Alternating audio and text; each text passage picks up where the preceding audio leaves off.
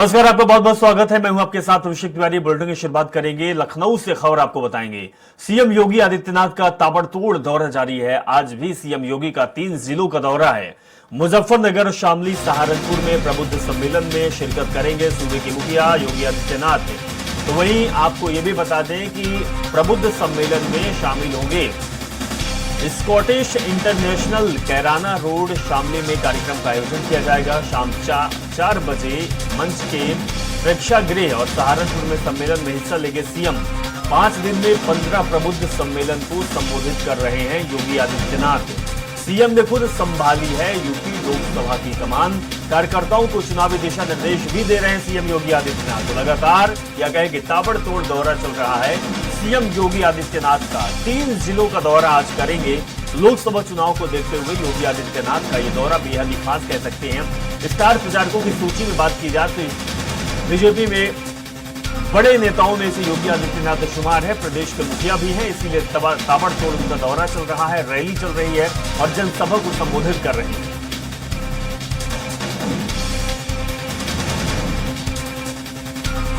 तो सीएम योगी आदित्यनाथ का ताबड़तोड़ दौरा चालू है उत्तर प्रदेश में और आज सीएम योगी आदित्यनाथ 3 जिलों का दौरा करेंगे, जिसमें मुजफ्फरनगर, शामली और सहारनपुर जिला शामिल है।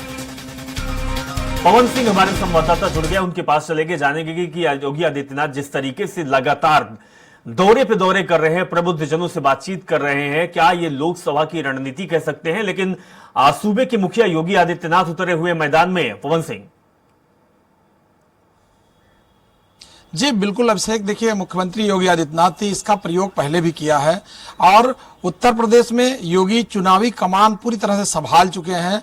कल भी उन्होंने करीब 3 जिलों में प्रबुद्ध जन सम्मेलन किया था और इस समय करीब 5 दिन में 15 जिलों में प्रबुद्ध जन सम्मेलन करके लोगों के बीच में अपनी बात रखेंगे, उनसे जानेंगे और केंद्र सरकार और उत्तर प्रदेश सरकार की जो भी योजनाएं हैं उसकी लेखा जोखा भी सबके बीच में रखेंगे। जो भी रणनीति है वो तय करेंगे।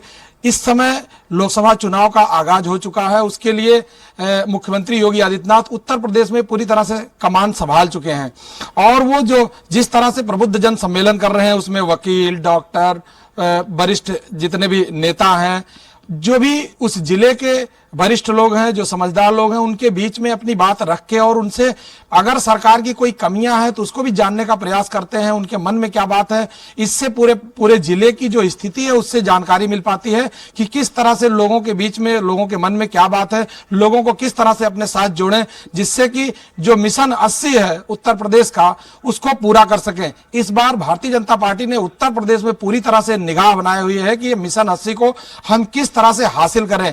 इससे पहले भी कई ऐसी रणनीतियां बनी थी, जैसे जिन जिन सीटों पर भारतीय जनता पार्टी को हार मिली थी या जिन सीटों पे कम वोटों से जीत मिली थी, उन सभी सीटों पे व्यवस्थित तरीके से एक रणनीति बना करके वहां पर लोगों के बीच में जाके उनकी बात समझने की पूरा प्रयास किया है और उनके बीच में लगातार बने रहे। इनके पीछे जो आरएसएस लगे रहे, उत्तर प्रदेश सरकार के मंत्री लगे रहे, बहुत सारे जो पदाधिकारी हैं उनको बीच बीच में लगाया गया और इसके अलावा मुख्यमंत्री योगी आदित्यनाथ ने इससे पहले लगभग हर जिले में 2 से 3 बार खुद दौरा किए हैं, लोगों के बीच में जा करके उनकी बात को समझे हैं। जिस तरह से मुख्यमंत्री योगी आदित्यनाथ इस समय चुनावी कमान संभाल रखे हैं, सभी के मन में यह लालसा है कि किसी तरह से उत्तर प्रदेश की जो मिशन 80 का जो इनका टारगेट है उसको पूरा किया जाए। इसी में अभी 2 दिन बाद माननीय प्रधानमंत्री का दौरा मेरठ में लगा हुआ है। इस दौरे को लेकर के बहुत सारी बात सामने आ रही है। ऐसा माना जाता है कि प्रधानमंत्री ने 2014 में और 2019 में मेरठ से ही चुनावी शंखनाद किया था, जिससे उनको विजय घोष मिली थी और इस विजय को लगातार बनाए रहने के लिए इस बार फिर प्रधानमंत्री मेरठ से अपनी चुनावी जनसभा का शंखनाद करेंगे।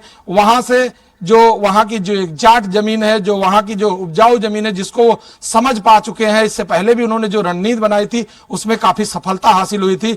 इसी कड़ी में उनके प्रधानमंत्री के कार्यक्रम के ठीक पहले योगी आदित्यनाथ भाजपा के पक्ष में पूरी तरह से प्रबुद्ध जन के साथ बैठ के माहौल बना रहे हैं। जी अभिषेक, ये भी जानना समझना चाहेंगे कि एक तरफ भारतीय जनता पार्टी लगातार 80 सीट पर कब्जा करना चाहती है, मतलब सभी सीटों पर, लोकसभा सीटें जो उत्तर प्रदेश की है। दूसरी तरफ इंडिया गठबंधन बना हुआ है, समाजवादी पार्टी है और बहुजन समाजवादी पार्टी है। कितना प्रभावी रहेगा इनका विपक्ष का, क्योंकि किसान आंदोलन भी हमने देखा, बहुत सारे हमने धरना प्रदर्शन भी देखा। क्या 80 सीट जीत पाना बीजेपी के लिए सही साबित होगा? क्या बीजेपी जिस दमखम के साथ मैदान में उतर रही है उसको हासिल कर पाएगी? देखिए, सबसे बड़ी बात है 2019 में एक बार इन लोगों ने प्रयोग किया था, जिसका प्रयोग पूरी तरह से सफल नहीं रहा।